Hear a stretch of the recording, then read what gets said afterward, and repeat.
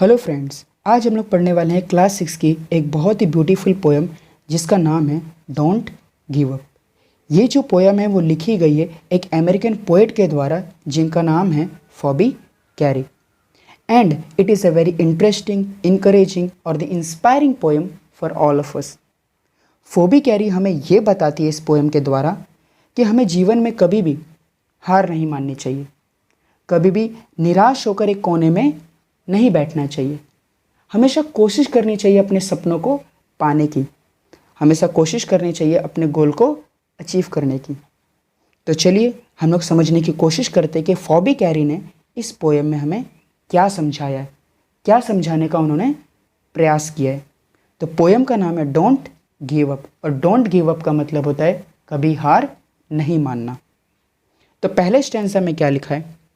If you have tried and have not won, never stop for crying. All that's great and good is done just by patient trying. Poet यहाँ पर कहती हैं कि अगर आपने किसी काम को करने की कोशिश की है लेकिन आप उस काम में असफल हो गए हो, आप उस काम में जीत नहीं पाए हो, तो उस वक्त आपको कभी भी रोते हुए कोने में नहीं बैठना चाहिए, कभी भी आपको निराश नहीं होना चाहिए। आपको वापस कोशिश करनी चाहिए उस काम को करने की, क्योंकि दुनिया में जो भी महान और अच्छे काम लोगों के द्वारा किए गए हैं या फिर हुए हैं वो केवल इसलिए हो पाए हैं क्योंकि उन लोगों ने वापस से धीरज रखकर पेशेंसली उन काम को करने की कोशिश की है। इसीलिए हमें भी कामों को करने की वापस कोशिश करनी चाहिए, ना कि निराश होकर बैठना चाहिए। जैसे कि कई बार होता है कि बहुत सारे बच्चे जिन्हें इंग्लिश और मैथ्स समझ में नहीं आती, उसके कॉन्सेप्ट उन्हें समझ में नहीं आते, तो वो लोग क्या करते हैं, बुक्स बंद कर कर एक कोने में बैठ जाते हैं। लेकिन उनको उन कॉन्सेप्ट को समझने की बार बार कोशिश करनी चाहिए। जब उन चीज़ों को बार बार पढ़ेंगे, समझेंगे, सो आई होप कि उनको वो सारे कॉन्सेप्ट समझ में आएंगे और वो भी अपने जीवन में अच्छा कर पाएंगे। ठीक है, तो चलिए नेक्स्ट स्टैंजा में देखते हैं क्या है। दो young birds in flying fall, still their wings grow stronger and the next time they can keep up a little longer.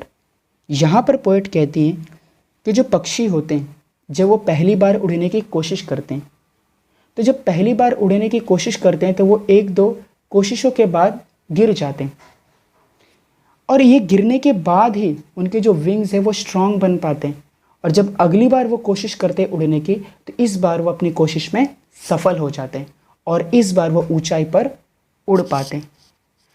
तो ठीक वैसा ही कि जैसे हम लोग जब छोटे होते हैं, जब चलने की कोशिश करते हैं तो एक दो स्टेप्स के बाद हम लोग लड़खड़ा कर गिर जाते। इसका मतलब ये नहीं कि हम लोग जीवन में कभी चल ही नहीं पाएंगे।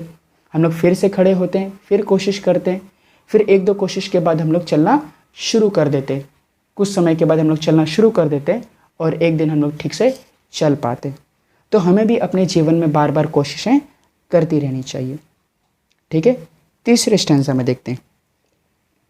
Though the sturdy oak has known many a blast that bored her, she has risen again and grown loftier and prouder.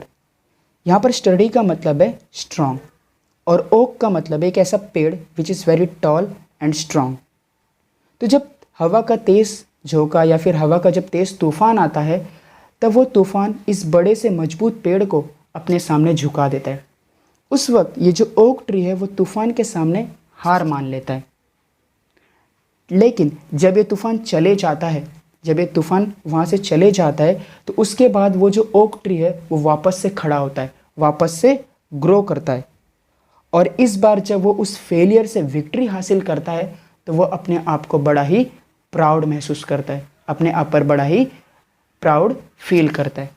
तो हमारे जीवन में भी कई बार ऐसा होता है कि जो सर्कमस्टांसेस, जो परिस्थितियाँ हैं वो हमारे अनुकूल नहीं होती, हमारे फेवर में नहीं होती हैं, और उस वक्त हम लोग निराश होकर बैठ जाते, उस वक्त हम लोग हार मान जाते। लेकिन कुछ समय के बाद जब वो टाइम बीत जाता है तो हमें समझ में आता है कि हमें वापस से क्या करना चाहिए, वापस से कोशिश करनी चाहिए। और उसके बाद जब कोशिश करने के बाद जब हमें सफलता प्राप्त होती है, जब हमें सफलता या फिर सक्सेस मिलती है, उस टाइम हम अपने आप पर बड़ा ही प्राउड फील करते हैं। तो हमें भी क्या करना चाहिए, निराश होकर नहीं बैठना चाहिए, हमें बार बार कोशिश करनी चाहिए। आखिरी वाले स्टेंजा में देखते हैं। आखिरी वाले स्टेंजा में पोएट ने एक बड़ा ही ब्यूटीफुल सा मैसेज दिया है। ठीक है, देखते हैं। If by easy work you beat who the more will prize you, gaining victory from defeat that's the test that tries you. यहाँ पर पोएट कहती हैं कि अगर कोई ऐसा काम जो बहुत आसान है और उस आसान से काम में आपने जीत हासिल कर ली, तो कौन ऐसे लोग होंगे जो आपको अप्रिशिएट करेंगे, आपकी तारीफ़ करेंगे।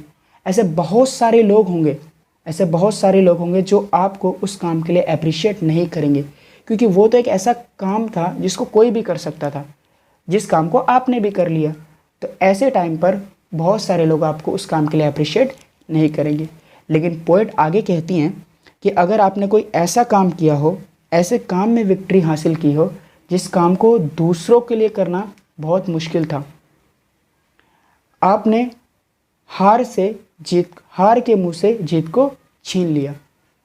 वो एक ऐसा टाइम होता है लाइफ में जब लाइफ आपको टेस्ट करती है, जब लाइफ आपकी परीक्षा लेती है, और उस परीक्षा में जब आप सफल हो जाते हो तो उसके बाद जो लोग, सारे लोग आपके क्या करते, तारीफ़ करते, आपको अप्रिशिएट करते, आपके काम की शाबाशी देते।